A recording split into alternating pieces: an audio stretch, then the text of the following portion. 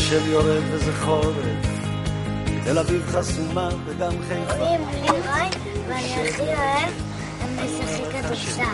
קוראים לי אופיר ואני אוהב לשחק כדורגל. מביט מבעד לזגוגית, יש לנו ארץ, למה עוד אחת? קוראים לי תמר ואני הכי אוהבת ללכת לשדה לקטוף תות. חבר ממסע כזה בחורף. רוני ואני הכי אוהבת לשחק עם חברים בפארק. כל פה זז הוא אומר, אתה גם הבת. אני הכי אוהב בצהרון שיש חוג חיות.